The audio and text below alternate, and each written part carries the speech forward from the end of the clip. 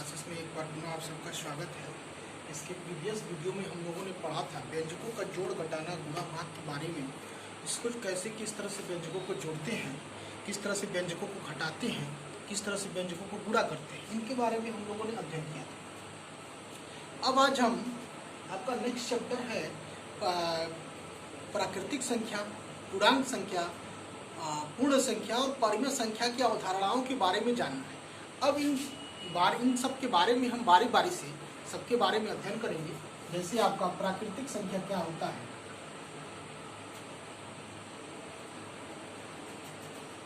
प्राकृतिक संख्या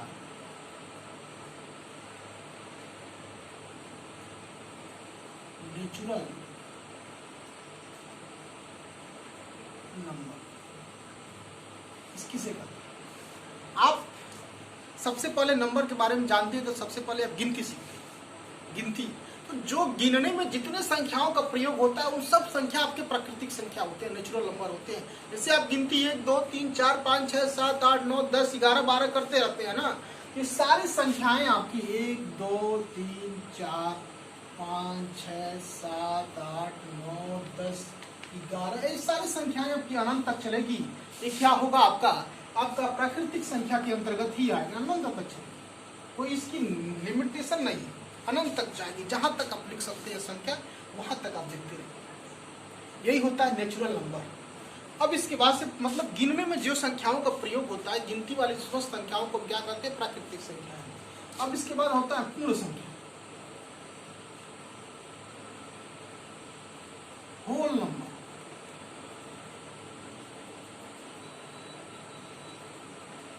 whole number क्या? होल नंबर मतलब समस्त संख्याओं का, मतलब जिसमें समस्त संख्या आ जाए। यानी यहाँ पे देख रहे हैं 1 2 3 4 5 6 7 8 9 10, यहाँ जीरो है।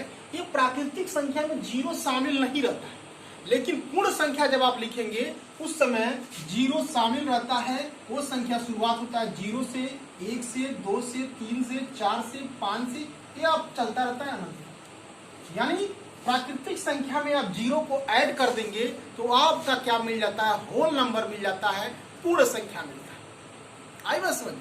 यानी प्राकृतिक संख्या क्या होता है, गिनने वाली संख्याओं को हम क्या कहते हैं, प्राकृतिक संख्या कहते हैं। और ये क्या होता है, 1 2 3 4 5 6 7 8 9 10 11। और पूर्ण संख्या क्या होता है, होल नंबर होता है 0 1 2 3 4 5 6 7 8, ये 0 से शुरू होता है। अब इसके बाद आता है पूर्णांक संख्या। इनके बारे में आप संक्रियाएं जानते हैं, इनको जोड़ घटाना कैसे करते हैं ये भी आप जानते हैं। अब आता है आपका पूर्णांक संख्या।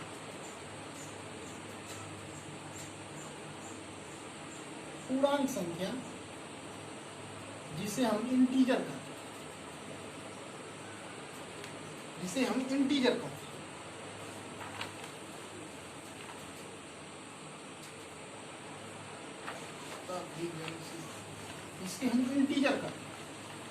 अब देखिए, मान लीजिए आप 2 में 2 को जोड़ते हैं तो 4 मिलता है। 2 में 2 को जोड़ते हैं तो 4 मिलता है। 3 में 2 को जोड़ते हैं तो 5 मिलता है। ये जोड़ वाला प्रोसेस होता है, आप जान रहे हैं। फिर इसके बाद आप देखते हैं 4 में से 2 को घटाते हैं तो 2 मिलता है। 6 में से 3 को घटाते हैं तो 3 मिलता है। ये आप करते रहते हैं। लेकिन आप ये बताइए, 4 में से जब 6 को घटाएंगे तो क्या लिखेंगे, ये थोड़ा सा आपके लिए समस्यात्मक हो जाता है विद्यार्थी के लिए। ये भाई वो तो जान रहा है कि 6 बड़ा है 4 छोटा है, तो 6 में से 4 को घटाता है। लेकिन जब 4 में से 6 घटाया जाए तब वो क्या लिखे, वहां पर कौन सी संख्या का प्रयोग करे, अब ये तब समस्या उत्पन्न होती है। तब तुम्हारा ये पूर्णांक संख्या जनरेट होता है, तब पूर्णांक संख्या जनरेट होता है। हम जानते हैं 4 में से 6 घटाएंगे तो -2। यानी जब विद्यार्थी स्टार्टिंग में जब जानना शुरू करेगा, जब प्राइमरी में आप बच्चों को पढ़ाएंगे तो वहां पे जब जानेगा तो 4 में से 6 वो नहीं जानेगा। तब आप उसको पूर्णांक संख्या से जब रूबरू कराएंगे, पूर्णांक संख्या से जब परिचय कराएंगे, तब वो विद्यार्थी जान पाएगा कि 4 में से 6 घटाएंगे तो मुझे क्या प्राप्त होगा और -2 किस उसकी स्थिति क्या है, तब वो जानेगा। अब ये जैसे आपको नंबर लाइन से समझा रहे हैं, आप शुरू में ही जब पढ़ते हैं तो सबसे पहले नंबर लाइन शुरू होता है, ये रेखा शुरू होता है। ये रेखा आप जितना भी गणित पढ़ेंगे शुरू से लेके प्राइमरी से लेके हायर एजुकेशन रिसर्च, ये नंबर लाइन खत्म ही नहीं होता, अध्ययन जारी रहता है। इतना बड़ा इसका स्कोप है। आप इसी पे एडिशन पढ़े होंगे, इसी पे सब्ट्रैक्शन पढ़े होंगे, इसी पे तमाम गतिविधियां संक्रियाएं आपने पढ़ा होगा।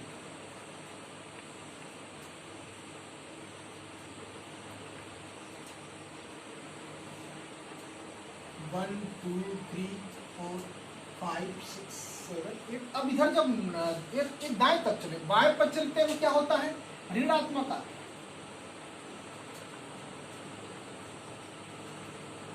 अब देखिए ये हमारा पूर्णांक संख्या है। पूर्णांक संख्या में क्या है, जीरो हमारा क्या ऐड है, और इसमें देखिए धनात्मक संख्या भी है, पॉजिटिव इंटीजर भी है, और क्या है, निगेटिव इंटीजर भी है। जो आपके जीरो से बाएं पक्ष में है वो आपका निगेटिव है, और जो जीरो से जो बाएं पक्ष है, दाएं पक्ष है, वो आपके पॉजिटिव है, मतलब धनात्मक पूर्णांक संख्या है, ऋणात्मक पूर्णांक संख्या। जब धनात्मक और ऋणात्मक पूर्णांक संख्या की स्थिति आप दिखाएंगे, देखिए यहाँ पे 2 से -1 में दूरी क्या है। अब आप जैसे इधर बढ़ती जाएंगे तो संख्या बड़ा होता जाएगा। अब जैसे देखिए यहाँ पे 0 और 1 देखें तो 0 और 1 में कौन सा बड़ा है, तो आप जानते हैं कि 1 बड़ा है। लेकिन आपसे पूछा जाए 0 और -1 में कौन सा बड़ा है, तो आप नंबर लाइन में देखिए तो 0 और -1 में 0 ही बड़ा है। आप देखिए आपसे कहा जाए कि 1 और 2 में कौन सा बड़ा है, तो आप 2 को कहेंगे कि 2 बड़ा है। लेकिन अब देखिए -1 में और -2 में कौन बड़ा है, तो आप यदि 2 कहेंगे तो वो गलत हो जाएगा। आपको -1 और -2 में बड़ा कौन होता है, -1 में -2 में बड़ा -1 होता है। यदि आपको ये बात समझ में नहीं आ रही है तो यहाँ देखिए -1 यहाँ है और -2 यहाँ, ये सब छोटे घटते क्रम में है। जब जितना भी संख्या लेंगे घटते क्रम में, इसके आगे जितना बढ़ेंगे बढ़ते क्रम में है, सीधे ऑपोजिट है। तो ये -1 में और -2 में -1 बड़ा होता है। अभी आपसे कहा जाए -5 में और -10 में कौन बड़ा होगा, तो -5 बड़ा होगा -10 से। आई बात समझ में। और जितने ही आप धनात्मक पक्ष में आगे बढ़ेंगे, जब धनात्मक पक्ष में आगे बढ़ेंगे तो वहां पे 5 से छोटा हो जाएगा 10। इस तरह से क्रियाएं होती है। पूर्णांक संख्या में क्या हो जाता है, 0 भी आता है और समस्त धनात्मक आल पॉजिटिव इंटीजर भी नंबर भी आते हैं, और आल निगेटिव नंबर हमारा मिलके हमारा पूर्णांक संख्या बनाता है, जिसे हम इंटीजर कहते हैं। अब इसमें कहा जाता है धनात्मक पूर्णांक संख्या कौन है, तो ये सारी संख्याएं आपके धनात्मक होंगे। ऋणात्मक कौन से हैं, तो सारी संख्याएं ऋणात्मक। बात आई समझ में। अब इसके बाद आपका है कुछ नेचुरल नंबर में पूर्ववर्ती और उत्तरवर्ती संख्या की बात। पूर्ववर्ती और उत्तरवर्ती संख्या की बात। उत्तरवर्ती मतलब क्या होता है कि आगे, उत्तरवर्ती का मतलब होता है अगला क्रम, अगला उत्तरवर्ती। उत्तरवर्ती संख्या के बारे में जानना है। और पूर्ववर्ती संख्या, मान लीजिए 1 में हम 1 जोड़ेंगे तो 2 मिलेगा, 2 में 1 जोड़ेंगे तो 3 मिलेगा, 3 में 1 जोड़ेंगे 4 मिलेगा। यानी ये सब क्या है, पूर्ववर्ती और उत्तरवर्ती मिलता है। जब 1 जोड़ते जाइए तो आपको उत्तरवर्ती मिलता है। अब पूर्ववर्ती कब मिलता है,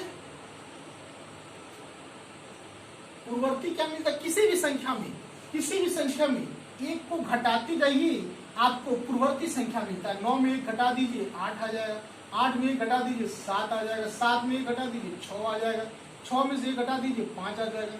यानी आपको पूर्ववर्ती संख्या कब मिलेगी, जब जो संख्या दी गई है उसमें से 1 हटा देंगे तो पूर्ववर्ती मिल जाएगी। उत्तरवर्ती संख्या कब मिलेगी, जब उसमें 1 जोड़ देंगे तो आपको उत्तरवर्ती संख्या प्राप्त होती है।